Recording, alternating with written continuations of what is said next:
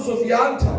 اللہ نے سارے سرداروں کو دیکھا, اس کی نظر رکی تو حضرت ابو طالب پہ.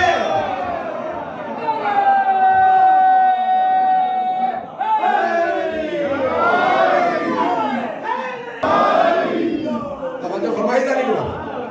مکے میں سردار بہت تھے, لیکن اللہ نے کہا اے خدیجہ دولت اگر کام آئے گی میرے حبیب کے کام آئے گی, اے ابو طالب اگر سرداری کام آئے گی میرے حبیب کے تو صرف آپ کی سرداری کام آئے گی.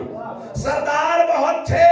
توجہ, اللہ نے کہا سارے سردار ہیں تکاثر والے, ابو طالب ہیں کوثر والے. تکاثر جہنم میں لے جاتا, کوثر جنت میں.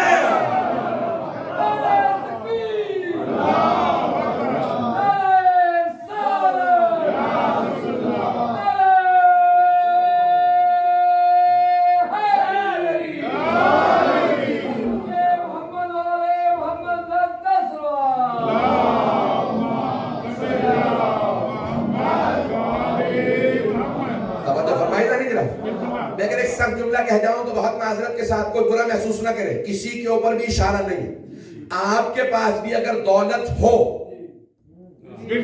عہدہ ہو, منصب ہو, کوئی وزارت مل جائے, کوئی بڑا عہدہ مل جائے, کسی کو دولت مل جائے, کسی کو نام مل جائے, تو پھر دیکھ لیجئے یہ تکاثر والا ہے یا کوثر والا. اگر اہل بیت سے دور کر دے تو تکاثر ہے, قریب لے آئے تو کوثر ہے.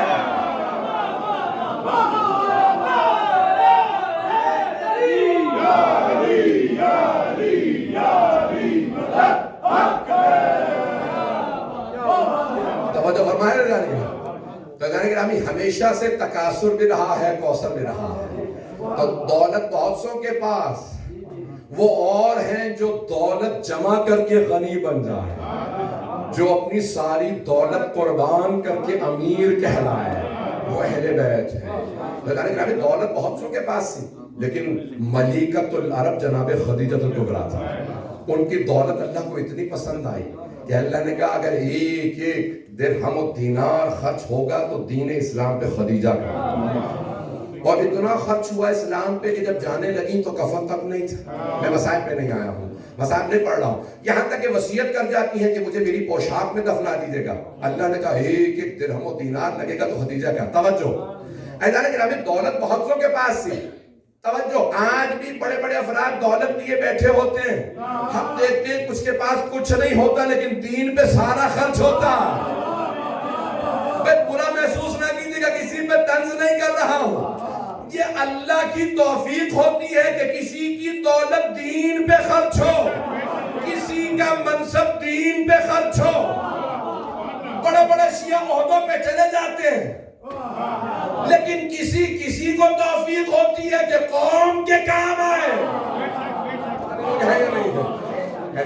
نام تو بہت سو کا ہوتا ہے, لیکن اپنے نام کو دین پہ قربان کیا. تو میں جو پہلو پیش کرنا چاہتا ہوں, تو کوثر اور تکاثر میں نے دونوں کو پیش کیا, اگر چلتے رہیں گے تو آگے بڑھانا چاہتا ہوں. تو اللہ گرامی تکاثر انسان کو ہلاکت میں لے جاتا ہے, اور کتنے لوگوں نے کہا اگر یہ نہ ہوتے تو ہم ہلاک ہو جاتے ہیں.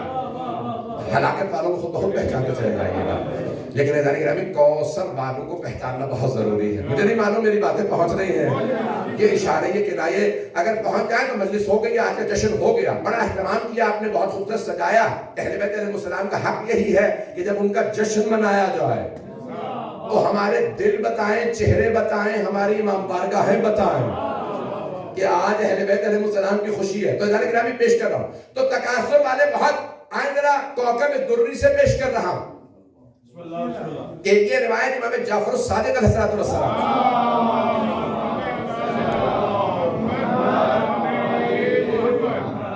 یہ روایت میں نے شاید یہاں پہ پڑھی ہو, مجھے یاد نہیں ہے کہ میں نے کہاں پڑھی. میں نے 2-3 جگہ پہ اس کو روایت کو دہرایا, لیکن سن لیجئے گا پھر بھی محبت سے. پچھلے مطالب میں نے یہاں پہ پہلے نہیں پڑھے ہیں, لیکن یہ سن لیجئے گا روایت, اگر آپ نے مجھ سے سن بھی رکھی ہے تب بھی سن لیجئے گا. تو اب یہاں پہ پوچھا هل جزاء الاحسان الا الاحسان, سورہ رحمان ذہنوں میں آ گیا؟ شہید الصغیر کہتے ہیں نا کہ جب جنت کا تذکرہ آئے تو مومن کو خوش ہونا چاہیے کیونکہ اس کے وطن کا نام آیا. تو جنت جو ہے وہ آپ نے کبھی بھی اس کا نقشہ پڑھنا ہو تو سورہ رحمان کو پڑھ لیجیے. اس سورہ کو قرآن کی دلہن کہا جاتا.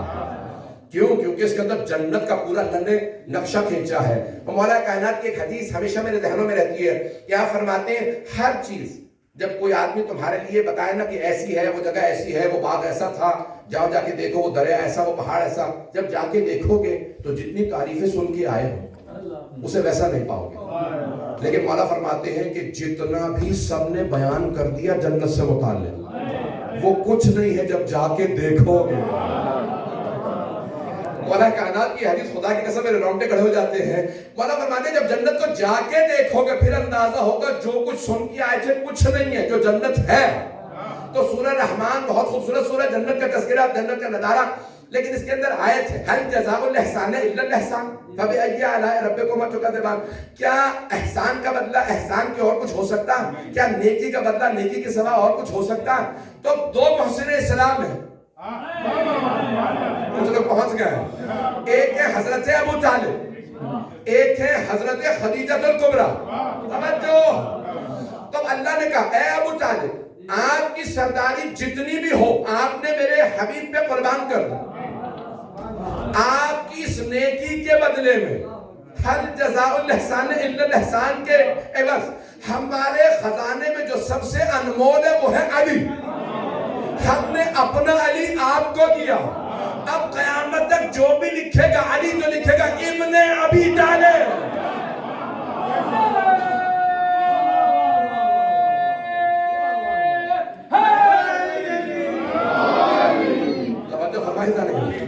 قیامت تک کے لیے ہر آدمی غیر مسلم ہو یا مسلم ہو لکھے گا مولا کائنات کا لکھے گا علی ابن ابی طالب. توجہ.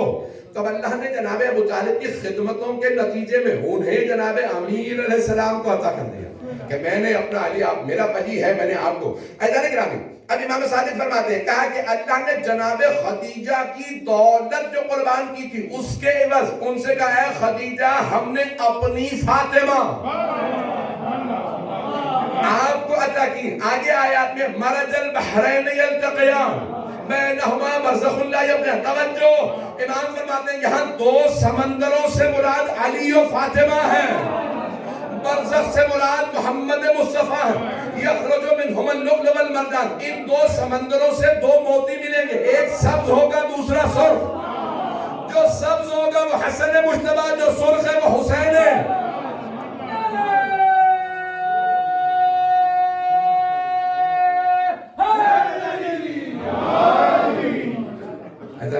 یہ جناب یہ پنجتن پاک کی تفسیر ہے. اللہ کبھی کسی کا ادھار نہیں رکھتا توفیق اللہ دیتا ہے. وہ چاہے تو کسی کافر یا مشرک کے دل میں ایمان نازل کر دے اسے مومن بنائے شیعہ بنائے. ہم پیدائشی شیعہ محروم رہ جائیں اللہ اس سے کام لے. مجھے نہیں معلوم میں بات پہنچا پا رہا ہوں یا نہیں. حضرت گرامی یہ اللہ جس سے چاہے کام لے لے. میرے استاد میں یہ جملہ کہتے تھے مجھے بہت پسند تھا کہ جو برائی کرو تو خود ذمہ داری لو یہ گناہ میں نے کیا اور جب بھی کوئی نیکی کرو تو کہا یہ میری نہیں ہے اللہ نے توفیق دی. ہوتا برعکس ہے جب ہم نیکی کرتے کہتے ہیں میں نے یہ نیک کام کیا اور گناہ اللہ روک سکتا تھا برائی اس نے کہ بالکل برعکس جب گناہ کرو تو ذمہ داری اپنے لیے لو. اللہ کو وہ بندہ پسند ہے جو کہ مقرب بذنوب میں گنہگار ہوں. جب نیکی کرے تو کہ اللہ نے توفیق دی تھی. مجھے نہیں معلوم میں بات پہنچا پایا ہوں. ایسا نہیں گرامی جب انسان نیک کام کرے جب اہل بیت علیہ السلام کی یہ عظیم ہستیاں جنہوں نے اتنی بڑی بڑی نیکیاں کی کہ ساری اپنی سرداری قربان کر دی. میں جملہ پیش کر رہا ہوں تاکہ میں بات کو آگے بڑھا سکوں کہ جب جناب ابو طالب سلام اللہ علیہ کے پاس قریش کے سارے سردار آئے. جملہ آپ نے سن رکھا ہے مجھے ایک نتیجہ دینا ہے شاید دل کو لگے کہ جب آئے سارے سردار گئے تو سارے سردار ابو سفیان کے پاس سے کہ بھئی محمد باز نہیں آ رہے ہمارے بتوں کو برا کہتے ہیں بار بار روکتے ہیں شراب پینے سے بیٹیاں دفنانے سے منع کرتے ہیں ہر بات پہ ٹوک رہے ہیں کہ سارے جو گناہ کرتے تھے. تو کہا بھئی ابو سفیان بات کرو اگر انہیں کوئی سرداری چاہیے ہوگی سے قبیلے کی دے دیتے ہیں جس خاندان میں چاہے شادی کرا دیتے ہیں جتنی دولت کہیں دینے کے لیے تیار ہے. یہ ہمارے بتوں کو برا نہ کہیں, یہ ہمارے خداؤں, انہوں نے تو کہا خداؤں کو یہ ہمیں بیٹیاں دفنانے سے منع نہ کرے, یہ میراث بیٹیوں, تو یہ سب باتیں ابو سفیان کا چلو ابو طالب کے پاس چلتے ہیں. توجہ ہو, میں نے آپ سے کہا نا کہ آپ نے یہ سن رکھا ہے سب. ایک نتیجہ میں دینا چاہتا ہوں جو آپ نے شاید نہ سنا.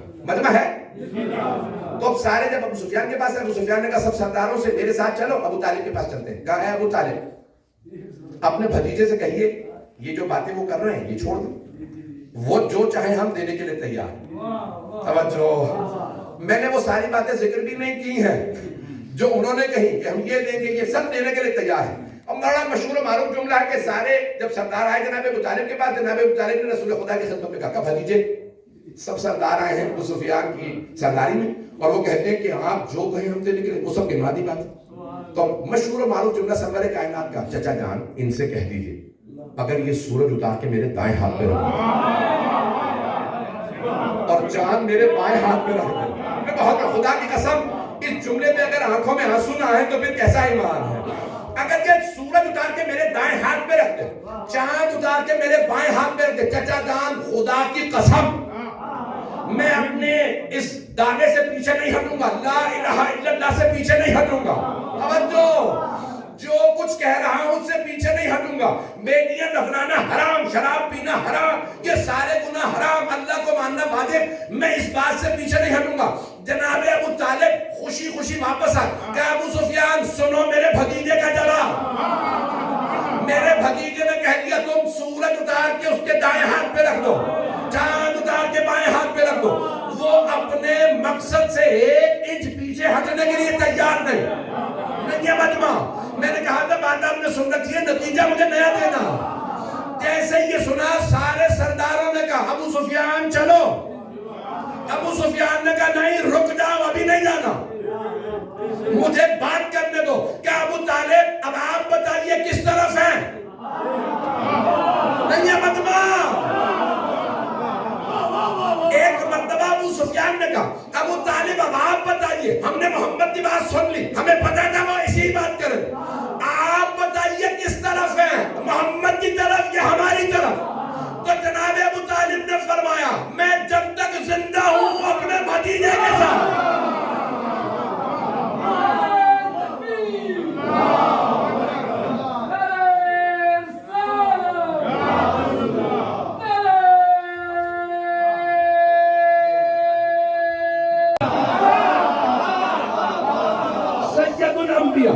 امت نے کہا ہم کچھ پیش کریں,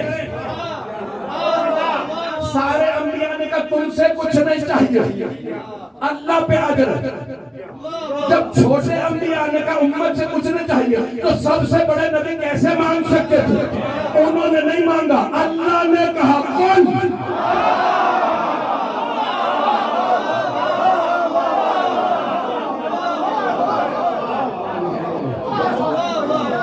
لوگ ہیں یا نہیں؟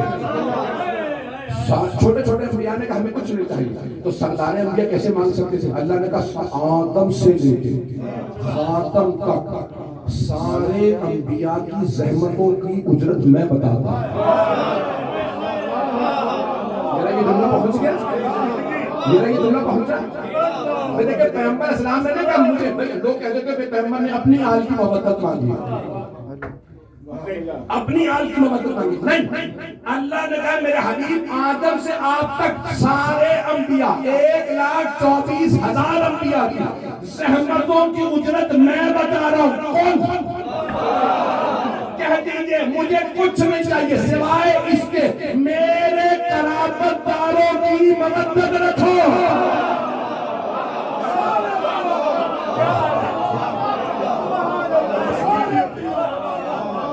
صرف رسول خدا کے لئے سارے انبیاء قل لا اسألکم علیہ, میرے حبیب کہہ دیجئے مجھے کچھ تم سے عجب نہیں چاہیے تو میں نے زحمت کی کچھ الا مودۃ فی القربى.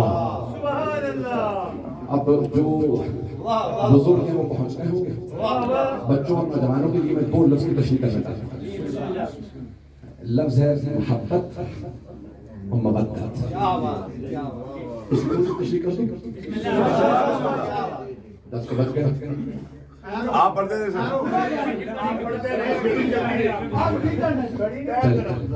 انگلینڈ میں 9 بجے میرے لیے نہیں ہے, آپ لوگوں کے لیے آیا ہی ذکر کے لیے.